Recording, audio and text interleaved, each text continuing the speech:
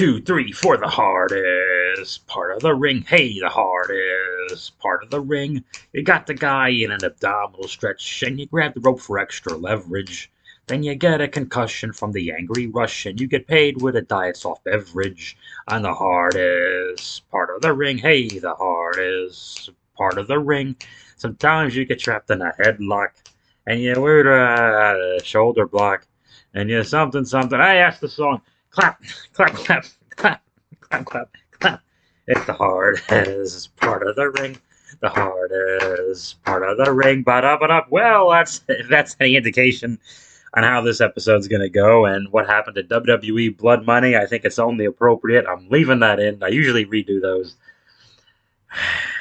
Whoa, yay, Bob Squad. We're bushwhacking our way through another episode. A special weekend episode of WWE Blood Money, aka WWE Elimination Chamber. Not the Hulu edition. This is a streaming network special event, a premiere event. I don't know what it's called. It's not a pay-per-view. This is when they go to Saudi Arabia at least twice a year, maybe 3, I don't know. They go to Saudi Arabia. And they get a show bought to them by evil people who want the same wrestlers from 25 years ago, because that was the last time they watched wrestling, and it gets weirder and sadder every single time. But thankfully, it still screws up the TV in America. Okay, this is not going to be a happy one. The show, I'll say this. Of all the things, the Saudi Arabia ones that I've seen, this one had the least amount of endless front rows of princes running around, constantly walking back and forth, so distracting, taking pictures and switching seats and changing constantly and pointing at themselves at the big screen and not watching anything. It had a louder crowd with more fans, wrestling fans, WWE fans in it than I can remember on any of these I've seen. I stopped watching them for a bit. I think there was like a 2-year period. I didn't watch any of them except for that one Undertaker Goldberg match because I had to see what a disaster everyone said that was. I never watched the Shawn Michaels comeback match, thankfully. But now that I'm doing the pod, I told myself, okay, and as I said before, I'm not watching the full 4 hours, 5, whatever hours this is. I'm just going to watch the wrestling parts. And true to my prediction, I don't think I spend more than 2 hours on this damn thing. Just watching the wrestling on a wrestling show. Which is good. I took no notes. 0 notes. I can kind of remember the order of the matches, and that's that. And I don't care. That's it. No notes. I'm going to tell you what I saw. So all the little commercials that tell you Saudi Arabia is a really nice place as they're cutting off journalists' heads and, shooting gay people and treating their women badly. Nope. Didn't watch any of that. Didn't watch any of that shit. I've watched... The only entrance I think I watched was Roman's, and that's it. Okay, so let's go to the action here. Now, this event, I'm going to take a sip of the beverage which brings you today's episode of Hardest Part of the Ring, Pepsi Zero. Pepsi Zero Sugar. Tastes just like regular Pepsi. Go to PepsiCola.com right now. Type in a promo code, Hardest Part of the Ring, nothing happens. Pepsi Zero. Good stuff. Okay. The first match is Roman Reigns defending against Goldberg, and thankfully Roman wins. A little longer than I would have expected. Hell, if it were me, I would have rang the bell. Roman hits a spear in 1, 2, 3, and we get out of there. Goldberg, he's older than Brock. I'm making this comparison for a reason. He's got to be 53, 54, maybe. Let's see how old he is. Actually, I'm going to do this. I'm going to research this right now. How about that? Look at me go. Look at me go. I'm just going to put in Bill Goldberg so I don't get any other Goldbergs. He's 55 years old. Goldberg is. Okay? Goldberg is 55. And he's a very in-shape 55-year-old guy. But he's your friend's dad who works out at this point. It's stupid. I don't believe that he could beat Roman's ass for 1 second. And they go out of the ring immediately. And I could have sworn, because they were out of the ring a long time, I could have sworn the referee went 7, 8, 7, and just to kind of and yelled at no, I get in the friggin' ring. And they got in a ring. Roman didn't hit any spears on Goldberg. That was interesting. Goldberg hit 1 or 2 on Roman, I think he hit it. I don't even think he hit a jackhammer. I think he went for the jackhammer. Roman wasn't taking that after 2 years ago. Three? Yeah, it almost 3 years ago. Goldberg dumped Undertaker on his head in Saudi Arabia. I think Roman just said, "To hell with that." He grabs the guillotine instead of getting jackhammered. And Goldberg doesn't tap, which would have been nice to see, but Goldberg passes out. So Goldberg gets choked out. Roman beats him clean. And I'm like, perfect. Good. Move on. Because the Saudis, that's who they remember from the 90s. So whatever. Okay. Good. Next, we do the Women's Elimination Chamber. Boy, was I wrong. I thought Rhea Ripley was going to be victorious. She was not. Alexa Bliss got her own pod with a swing, which makes no sense, and man, it would have been great if they forgot about it and left the swing and the pod for the men's chamber match later, which sadly didn't happen. Oh, I don't remember who started this. I did watch it. I did, I promise you. Bianca entered last. Yeah, I don't remember too much happening in this. Who did Bianca beat? Bianca pinned Alexa Bliss last, which I thought was it wasn't even Bianca and Rhea down to it. I think I think Rhea just took Bianca's finish and got pinned after Rhea probably took out somebody else. Liv or Dewdrop, I guess. Or Nikki. I think Rhea took Nikki out. Alexa took Liv out, I'm pretty sure. I watched this last night. And Bianca wins the thing. Um, I love Bianca. She's easily one of my favorites, not just the women, but overall on the whole shows. She's still a new face for us. Um, I don't know what was. It makes me ask two questions. What was the point? Three questions. What was the point of Rhea doing the big gauntlet thing and beating everyone but Bianca? To just be an ass kicker getting loose to Bianca. It's like we just did this. And I really thought that, okay, the winner of this goes against Becky at Mania. So I really thought Rhea Ripley and Becky is your match. And we've done Bianca and Becky a few times, no? So what? Rhea and Becky is the match we didn't do. Unless they still change it, because they always can. Find some way to do it. My second question, what was the point of Alexa and the endless therapy sessions we sat through? For her to come back as pretty much the same character and then lose. I don't get it. I just don't get it. That does nothing. So Alexa's in the same place she started at. Rhea's in the same place. Bianca, in theory, is challenging Becky Lynch at WrestleMania, but yeah, it completes the Becky Bianca story that started at SummerSlam, I guess. But I don't see Bianca beating Becky. I can see Rhea beating Becky, but oh well. I don't know the answer. I don't know the answer. So you put Rhea with Alexa. Alexa's technically a babyface too. I don't know anymore. I really don't know the answer. But did I have a third question? I don't remember. Alexa, Rhea, and something else. Oh yeah, I guess it was just we're doing Bianca and Becky again was my third question. I don't understand.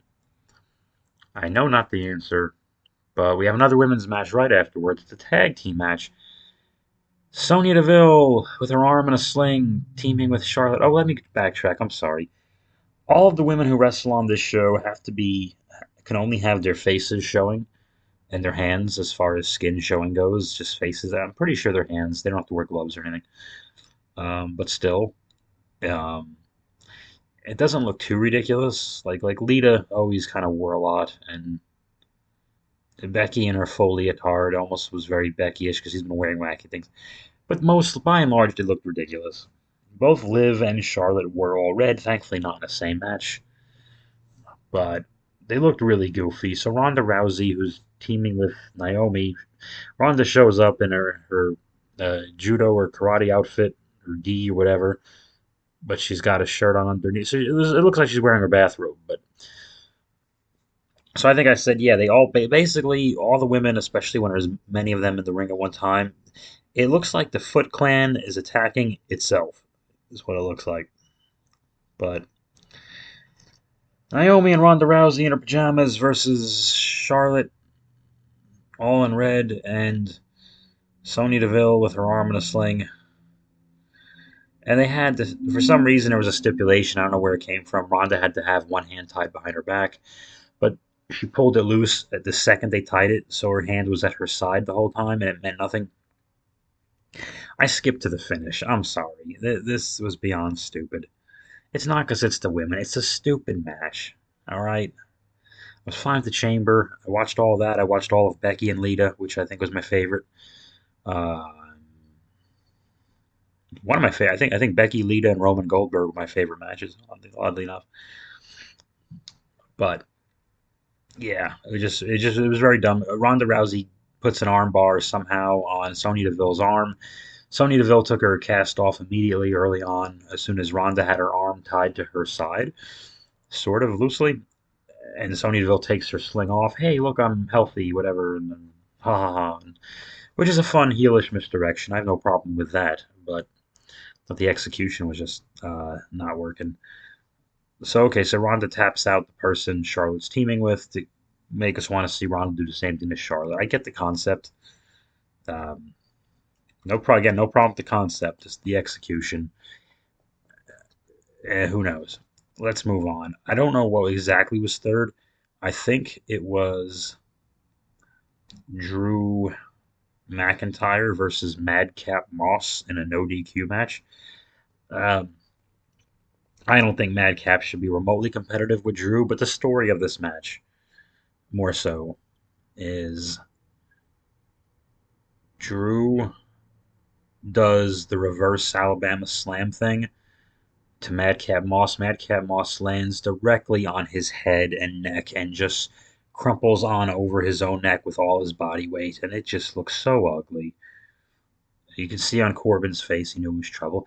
And Moss, how does this not stop the damn match?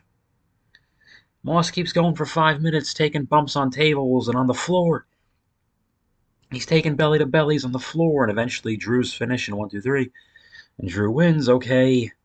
Didn't Drew have a singles match with Madcap Moss on the day one New Year's Day pay-per-view thing? And again, why was Moss competitive with him at all? It should have been over in 2 minutes. I don't know. Yeah, I have no idea. Um, I didn't like the match continuing when the guy had this clear injury because they've stopped matches for less. They totally have. I didn't like it. Maybe Moss told someone he was fine, but he can't be. And plus the danger of, okay, he's got to go seek medical care out there in Saudi Arabia instead of being home, or at least in the U.S., or he can seek some care and maybe fly and travel back or something to wherever he lives. Nope, that's terrifying. You don't want to get hurt on this fucking show because this is the same group of people that held the entire locker room hostage in October or November of 2019 over some payoff issue with McMahon. So yeah, you don't want to get hurt there. Like everyone, it's glorified house show. They're not watching a goddamn show. Like just take it easy, do easy stuff. Don't get hurt. 1, 2, 3. Get the fuck out of there. Um, what happens next? Probably Becky versus Lita happen next, so we'll talk about that. Becky beat Lita is what happened. Lita was good. I mean, Lita's always, oddly enough, she's always associated with Matt Hardy for obvious reasons, but Lita actually, oh, to me, she moves like Jeff. She's got a floppiness and a flimsiness to her with her motions and her bumps. She was never, it's not that she's not graceful, but she's a little loosey goosey. She's always kind of Gumby. She's always a little flopping around. She looked tremendous. Hot lady, I would hit on her. But she wrestles Becky, and this was Becky. I wouldn't say Becky's leading the match, but this is her show, and Becky's selling and flying around for Lita, and making, more importantly, making the right faces to show her frustration with how she can't beat Lita. So Lita did some cool stuff, and Lita just couldn't beat her with the moonsault. Wait, did Lita hit the moonsault? I think she did and got a 2 count. Becky missed hers. Lita went for some finish, and something happened where Lita was in control, and out of nowhere, Becky just does the fire up. Use your hands to throw the other person's hands in the air and grabs her manhandle slam, the Rock's rock bottom thing, and 1, 2, 3, and puts Lita down, as she said. So this was entertaining. I don't think anyone thought for in a heartbeat Lita was winning this thing either. Again, it's I say this every year. I give them a little bit of a pass with those between Rumble and Mania shows, where something's got to happen on the show, but nothing actually can happen because it messes up WrestleMania. So everyone loses. So maybe in a way, if you have to do something in Saudi Arabia, do this in Saudi Arabia anyway. If it doesn't matter, do it in Saudi Arabia and half-ass it and don't get hurt. Which brings us to the next match. It might be an angle. I actually have no idea, but it's the Elimination Chamber. Bobby Lashley is the WWE champion, and he is in the match and defending the championship in the match, which is different from the women where they were all fighting for a title opportunity. LOL. It's Lashley, it's Brock Lesnar, so okay, it's one of them. It's probably Lesnar. And Seth Rollins and AJ Styles and Matt Riddle and Austin Theory just to pad it out. I think Seth and Riddle started. And the Seth and Austin started, who cares? And Riddle jumps in there and AJ jumps in there. And the four of them were wrestling. Very early on, I think it's Austin and Seth. Seth Rollins does that no-looking buckle bomb thing to Austin Theory, but Austin Smash is smashed into the pod, which breaks and comes down on Lashley's head, and Lashley is out and he's down, and I don't know if he did a great job selling or he really got seriously concussed. I have no idea. I'm not going to go look it up. We'll find out in due time. It seems like an obvious, easy out to protect them. I understand why people would say, "Oh, it's a work," but you don't really know, um, because usually when something they try to play like someone got hurt seriously for real, they do such a bad job of acting that's why I suspect them. But in this case, it was done so well that I don't think they planned it. Is the level that we're at now with these kind of shows in this company. So Lashley is taken out of the match. So it's Lesnar versus the four of them essentially. So okay, so now we know Lesnar's winning this. So Austin Theory, Seth Rollins, Riddle, AJ Styles wrestle around. I don't think any of them eliminate each other. I don't think so. They just do some wrestling, and the buzzer buzzes for Lashley's pod, but of course Lashley's not there. This means Lesnar, in theory, would have to stand there for another 2 or 5 minutes. I forget what it is. And Lesnar, of course, gets mad, breaks out of his own pod. This is why no pods were broken in the women's match. He breaks out of his own pod, and he beats the shit out of everyone, eventually F5s everyone, and pins them. The last one in there with him was Austin Theory, and Austin Theory runs away from him, and eventually Lesnar and Theory are standing. Theory's climbing up the chain wall. Lesnar standing on the pod, and he does the F5 to Austin off of the pod. Well, I don't know how the hell Austin landed, and the camera angle was so close you couldn't really tell, but it looked like he landed on his feet and his head at the same time, but like bent over in an L. It really was just. It was just not a. No one thought this out, or Lesnar picked him up and threw him and didn't care. I don't really know, but Lesnar drags him in the ring. I forget if he gave him another F5. I think he just looked at him and pinned him and pretended to do the selfie motion as Lesnar wins the championship for, I think, an eighth time, something like that. And Lesnar wins, and they go off the air, thankfully, and it's going to be Lesnar and Roman champion versus champion. They didn't say championship versus championship. They didn't say that. I believe they just said champion versus champion. So I guess Lesnar's still the challenger here. So I don't. They got to put both things up and merge them. It's stupid with the one. Whatever. So that happened. So Lesnar, it is February 20th on the day of this recording, and Lesnar has won the WWE Championship twice this year in 2022. So there's that. Yay. Some notes, some matches didn't happen. I think the Usos were going to wrestle the Viking guys I saw on a graphic. I hope that's right. And I don't care if it's right or not. So the Usos didn't have their match because they ran out of time. So the Usos just walked to the ring of Roman. That's fine. and it was supposed to be Miz and a mystery partner versus, or Miz versus Dominic, I think. And anyway, there's a promo online. So these guys flew out to Saudi Arabia to not wrestle, and good, good. Get paid, turn around, walk home. Fuck you. Fuck Vince McMahon. Fuck WWE. Fuck Saudi Arabia. Fuck oil. I don't know. Good. I'd be thrilled if I went all the way and like, no, no, no. Here's your million. Get back on the plane. There's food and water and a toilet. Hopefully you can get some sleep for this 48-hour flight or whatever bullshit it is. That wouldn't make sense. You'd be going around the world. Whatever. Good riddance. Sorry, guys. If I'm reviewing a Saudi Arabia show on Hardest Part of the Ring, it's going to be like this, okay? There's no good feelings about the show. I get no good feelings watching them. So, uh, the rumor is that Miz saying he's getting a special mystery partner. The rumor is obviously that it's going to be Cody Rhodes, who just left AEW. Uh, Maybe? I don't know. Cool, I guess. Kind of over it, but I think Cody would get booed by WWE audience coming back. I think so. There's no actual surprises anymore. We say we have a surprise, and then we kind of on Twitter pretty much gives it away.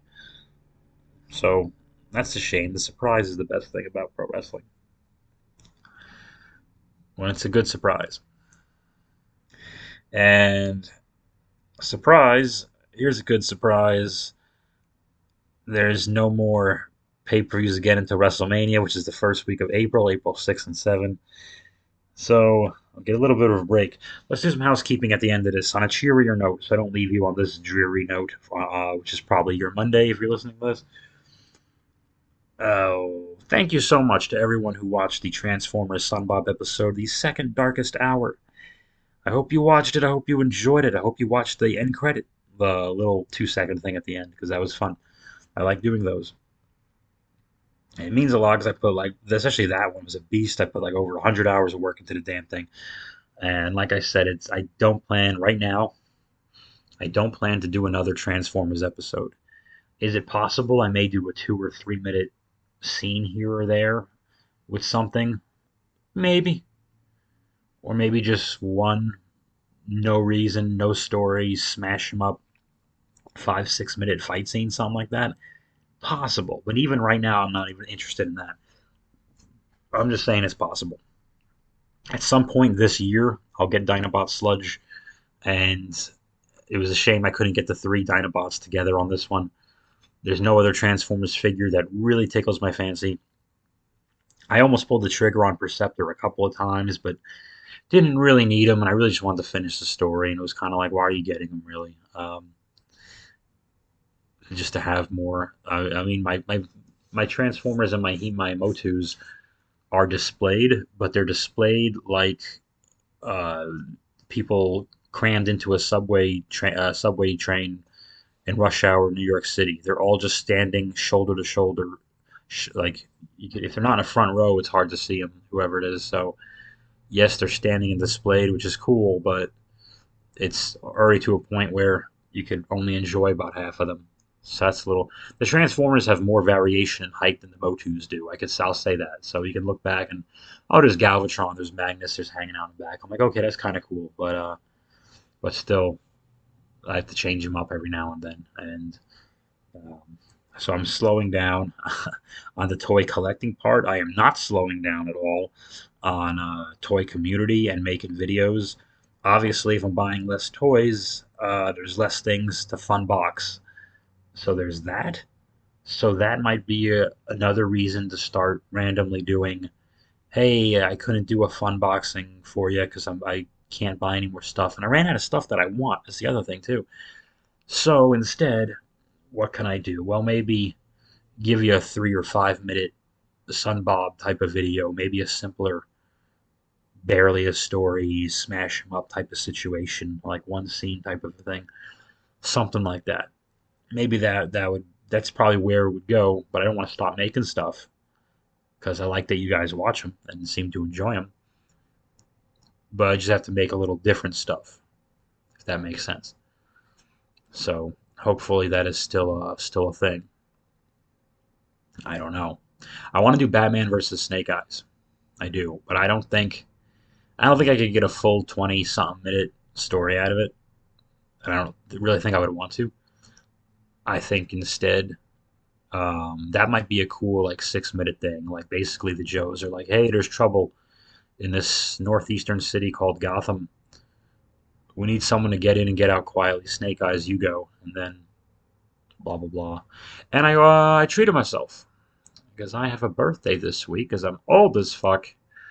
Uh, the Hiya Toys, since the Hiya Toys are starting with their 1/18th, they announced they're doing at some point they're doing a 1/18th scale with GI Joe. I looked into Hiya and I looked at some toy reviews and I said, okay, birthday, why not? Why the hell not? Um, I treated myself. I pre-ordered a Predator and a RoboCop figure from Hiya. So those are of the 4 inch scale. They're 4.5 inch figures, but they work with the 4 inches, and it'll be interesting to see what the Joes end up doing with a RoboCop or a Predator. How much fun is that going to be? So that's what we're up to right now. Okay, folks, it's time for me to get out of here because sometimes you get trapped in a headlock and you shoot her off and take a shoulder block. God damn it. What the hell the next? What are the lyrics? Have I been struck in the head that many times? I had 4 comedy shows this weekend. I'm exhausted. Sometimes you get trapped in a headlock, shoot and take a shoulder block. Oh, that's why, because you don't shoot her off and take a shoulder block. I get it. Because sometimes you get trapped in a headlock and you're worried about smearing your lip gloss. You shoot her off and take a shoulder block. Do a leapfrog, give her a hip toss on the hardest part of the ring. Hey, the hardest part of the ring. Sometimes it's on the top rope. Okay, bye, everybody.